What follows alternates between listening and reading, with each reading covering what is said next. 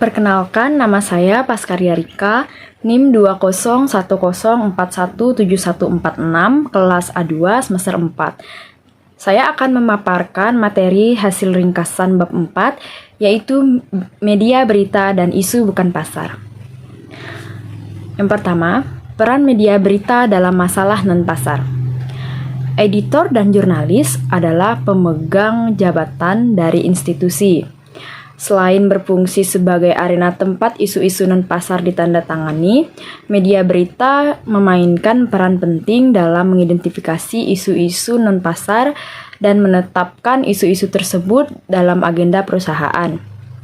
Liputan media bisa memberitahu publik, aktivitis, kelompok kepentingan, dan pejabat pemerintah tentang masalah non-pasar, menyampaikan kekhawatiran tentang kebijakan dan praktik perusahaan, memberikan informasi tentang kemungkinan efek dari tindakan alternatif, mengurangi biaya tindakan kolektif, meningkatkan strategi non-pasar dengan menyampaikan informasi yang disediakan oleh perusahaan atau kelompok kepentingan, dan mewakili kepentingan dan prinsip yang konsep dengan presi media berita tentang perannya dalam masyarakat. Kelompok kepentingan dan organisasi aktivitis serta pejabat pemerintah siap untuk bertindak atas berbagai isu dan liputan media dapat menginformasikan mereka dan memicu tindakan. Pengusaha non-pasar di luar kantor politik telah mengembangkan strategi untuk menarik liputan media agar memperhatikan masalah, mempengaruhi politik, dan merangsang politik swasta ke publik. Contoh mencolok dari peran media berita dapat memainkan strategi kelompok aktivitis diberikan oleh kampanye Dewan Pertahanan Sumber Daya Alam atau disingkat dengan NRDC melawan nalar, bahan kimia yang digunakan untuk membuat apel matang lebih seragam dan tetap segar agar disimpan. Contoh ini tidak dimaksudkan untuk menunjukkan bahwa media dalam strategi non-pasar mudah digunakan. Berikut pesan dan interpretasi mereka. Karena pentingnya media berita, perusahaan dan manajemennya harus mengantisipasi masalah mana yang akan menarik liputan media dan bagaimana media akan memperlakukan mereka. Pesan yang diberikan oleh media berita ditafsirkan dalam berbagai cara tergantung pada informasi, kepercayaan, dan preferensi individu sebelumnya. Berikutnya ada teori liputan media dan perlakuan. Perawatan dapat terjadi dalam kelompok beberapa bentuk.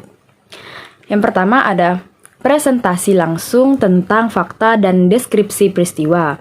Yang kedua, penafsiran fakta dan peristiwa. Yang ketiga, eksplorasi potensi, signifikasi, dan konsekuensi mereka. Dan yang keempat, advokasi suatu tindakan. Berikutnya ada kepentingan intriksi audiens. Perspektif kepentingan kayak dimulai dengan pengamatan bahwa keputusan liputan akan dan perlakuan oleh media berita dipengaruhi oleh pendapatan dan pertimbangan khalayak. Menurut minat interistik audiens dalam isu-isu seperti kebijakan perdagangan internasional, keamanan produk, perlindungan lingkungan, dan kondisi kerja di pabrik pemasok luar negeri umumnya terletak pada ranah penilaian daripada pengukuran. Selanjutnya ada signifikasi nasional. Perspektifikasi signifikasi masyarakat memandang liputan dan perlakuan sebagai cerminan dari persepsi media berita signifikasi suatu masalah bagi masyarakat. Kebijakan untuk memberikan informasi kepada publik menempatkan media berita dalam peran pengawasan, dan peran itu seringkali bersifat permusuhan. Perspektif signifikasi sosial menekan masalah-masalah yang penting bagi tatanan sosial dan ketegangan dalam tatanan itu. Selanjutnya ada menggabungkan perspektif.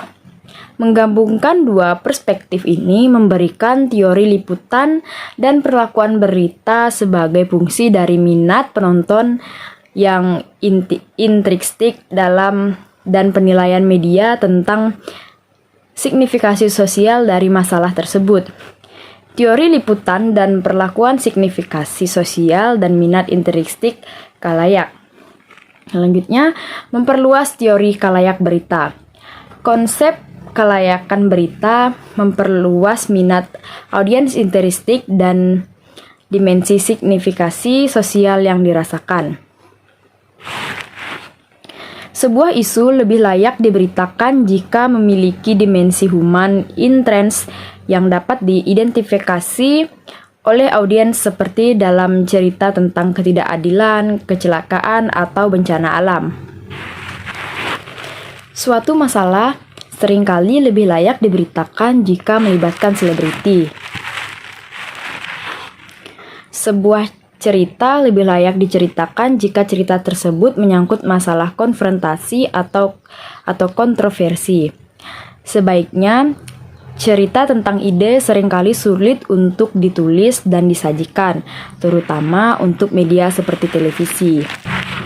Selanjutnya ada biaya peliputan. Liputan berita bergantung pada biaya untuk memperoleh informasi dan memproduksi sebuah berita. Baik biaya untuk memperoleh informasi maupun tekanan anggaran telah memaksa sebagian besar organisasi media untuk mengandalkan sumber informasi berbiaya rendah seperti kelompok kepentingan, lembaga pemerintah, dan bisnis daripada mengembangkan informasi secara langsung. Selanjutnya, ada keseimbangan dan keadilan. Standar jurnalisme dan kontrol editorial mengharuskan akurasi sebuah berita dan perlakuan seimbang dan adil. Dengan pertumbuhan televisi kabel dan internet, jumlah dan variasi program berita, blog, dan posting meningkat dan sifatnya lebih berubah. Berikut sifat berita media organisasi berita sebagai bisnis. Di Amerika Serikat, organisasi berita dimiliki oleh perusahaan nirlaba, jadi laba adalah tujuan utamanya. Berikut ada profesi. Keputusan media dibuat oleh orang-orang yang memilih karir di bidang jurnalis. Perspektif yang dibagikan secara luas di antara jurnalis adalah bahwa mereka melayani publik. Secara pribadi, hampir semua koresponden jaringan mengungkapkan keyakinan yang kuat pada kemampuan mereka untuk mempengaruhi perubahan dalam kebijakan publik melalui pekerjaan mereka, jika bukan sebagai individu, maka tentunya sebagai kelompok. Jurnalis diatur oleh standar yang diberlakukan oleh organisasi media berita dan asosiasi profesional. Jurnalis mencari pencapaian, pengakuan, dan penghargaan profesional. Selanjutnya, apakah berita media memperlakukan isu secara selektif? Media berita mungkin tidak meliputi setiap masalah dengan kriteria yang sama. Peristiwa penting yang bersentuhan langsung dengan publik, khususnya yang berkaitan dengan pesta demokrasi yang disebut sebagai pemilu, senantiasa menarik perhatian masyarakat. MC Quality 2011-222 dalam bukunya yang berjudul Teori Komunikasi Massa menyebut bahwa konsep paling inti dari teori media yang berkaitan dengan kualitas informasi adalah objektivitas, terutama jika berhubungan dengan informasi berita. Dalam skema faktualitas, ini merujuk pertama pada bentuk peliputan yang berkaitan dengan peristiwa dan pernyataan yang dapat diperiksa terhadap sumber yang ditampilkan bebas dari komentar atau setidaknya dipisahkan dari komentar apapun. Selanjutnya ada relevansi. Faktualitas juga diukur dari revalansi berita. Contohnya seperti berita pemilu kampanye 2014. Berikut ada bias, akurasi, dan keadilan. Publik secara luas memandang media sebagai bias. Kepercayaan publik terhadap media berita telah menurun selama 2 dekade terakhir seperti yang ditemukan oleh The Strike of the News Media.